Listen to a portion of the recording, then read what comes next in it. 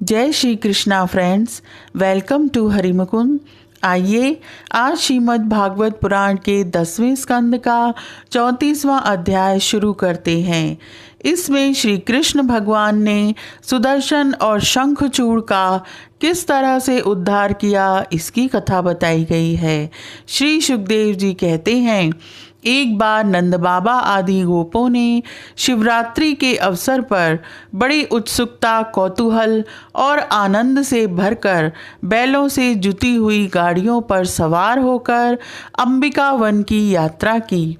वहाँ उन लोगों ने सरस्वती नदी में स्नान किया और सर्व अंतर्यामी पशुपति भगवान शंकर जी का तथा भगवती अंबिका जी का बड़ी भक्ति से अनेक प्रकार की सामग्रियों के द्वारा पूजन किया। वहाँ उन्होंने आदरपूर्वक गौएं, सोना, वस्त्र, मधु और मधुर अन्न ब्राह्मणों को दिए तथा उनको खिलाया पिलाया। वे केवल यही चाहते थे कि इनसे देवादिदेव भगवान शंकर हम पर प्रसन्न हों। उस दिन परम भाग्यवान नंद सुनंद आदि गोपों ने उपवास कर रखा था, इसलिए वे लोग केवल जल पीकर रात के समय सरस्वती नदी के तट पर ही बेखटके सो गए। उस अंबिका वन में एक बड़ा भारी अजगर रहता था। उस दिन वह भूखा भी था। दैववश वह उधर ही आ निकला और उसने सोए हुए नंद जी को पकड़ लिया। अजगर के पकड़ लेने पर नंद राय जी चिल्लाने लगे, बेटा कृष्ण, हे कृष्ण, देखो बेटा, यह अजगर मुझे निगल रहा है। मैं तुम्हारी शरण में हूँ, जल्दी मुझे इस संकट से बचाओ। नंद बाबा का चिल्लाना सुनकर सबके सब गोप एकाएक उठ खड़े हुए और उन्हें अजगर के मुंह में देखकर घबरा गए।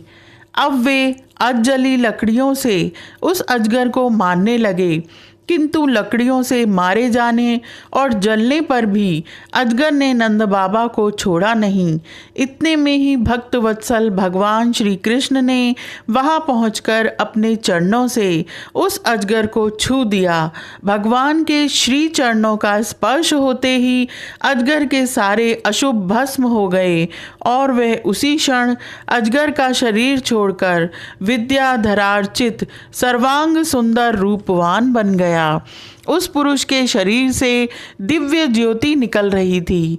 वह सोने के हार पहने हुए था। जब वह प्रणाम करने के बाद हाथ जोड़कर भगवान के सामने खड़ा हो गया, तब उन्होंने उससे पूछा, तुम कौन हो? तुम्हारे अंग अंग से सुंदरता फूटी पड़ती है। तुम देखने में बड़े अद्भुत जान पड़ते हो। तुम्हें यह अत्यंत निंदनीय अजगर योनि क्यों प्राप्त हुई थी? अवश्य ही तुम्हें विवश होकर इसमें आना पड़ा होगा। अजगर के शरीर से निकला हुआ पुरुष बोला, हे भगवान, मैं पहले एक विद्याधर था। मेरा नाम था सुदर्शन। मेरे पास सौंदर्य तो था ही, लक्ष्मी भी बहुत थी। इससे मैं विमान पर चढ़कर यहाँ से वहाँ घूमता रहता था। एक दिन मैंने अंगिरा गोत्र के कुरूप ऋषियों को देखा। अपने सौंदर्य के घमंड से मैंने उनकी हंसी उड़ाई। मेरे इस अपराध से कुपित होकर उन लोगों ने मुझे अजगर योनि में जाने का शाप दे दिया। यह मेरे पापों का ही फल था। उन कृपालु ऋषियों ने अनुग्रह के लिए ही मुझे शाप दिया था, क्योंकि यह उसी का प्रभाव है कि आज चराचर के गुरु स्वयं आपने अपने चरण कमलों से मेरा स्पर्श किया है। इससे मेरे सारे अशुभ नष्ट हो गए। समस्त पापों का नाश करने वाले प्रभु, जो लोग जन्म मृत्यु रूप संसार से भयभीत होकर आपके चरणों की शरण ग्रहण करते हैं, उन्हें आप समस्त भयों से मुक्त कर देते हैं। अब मैं आपके श्री चरणों के स्पर्श से शाप से छूट गया हूँ और अपने लोक में जाने की अनुमति चाहता हूँ। भक्त वत्सल महायोगेश्वर पुरुषोत्तम, मैं आपकी शरण में हूँ। इंद्र आदि समस्त लोकेश्वरों के परमेश्वर स्वयं प्रकाश परमात्मन, मुझे आज्ञा दीजिए। आपके दर्शन मात्र से मैं ब्राह्मणों के शाप से मुक्त हो गया। यह कोई आश्चर्य की बात नहीं है, क्योंकि जो मनुष्य आपके नामों का उच्चारण करता है वह अपने आप को और समस्त श्रोताओं को भी तुरंत पवित्र कर देता है। फिर मुझे तो आपने स्वयं अपने चरण कमलों से स्पर्श किया है, तब भला मेरी मुक्ति में क्या संदेह हो सकता है। इस प्रकार सुदर्शन ने भगवान श्री कृष्ण से विनती की, परिक्रमा की और प्रणाम किया।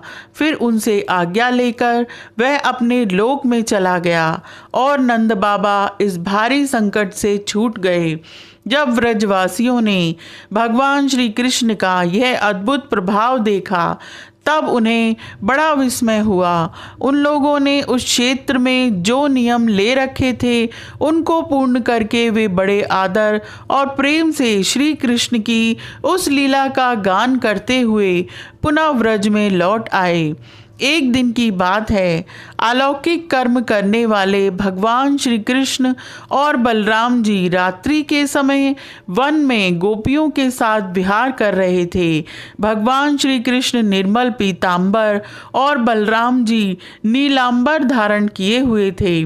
दोनों के गले में फूलों के सुंदर सुंदर हार लटक रहे थे तथा शरीर में अंगराग सुगंधित चंदन लगा हुआ था और सुंदर सुंदर आभूषण पहने हुए थे।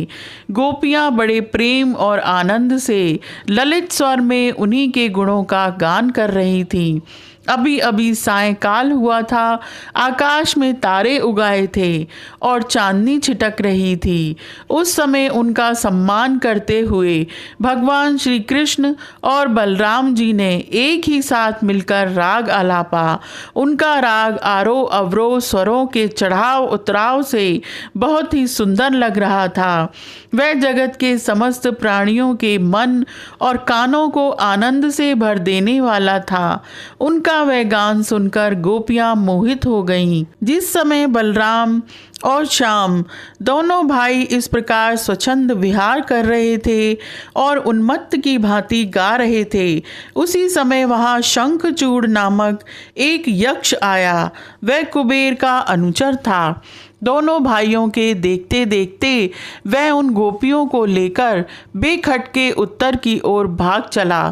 जिनके एकमात्र स्वामी भगवान श्री कृष्ण ही हैं, वे गोपियां उस समय रो रो कर चिल्लाने लगीं।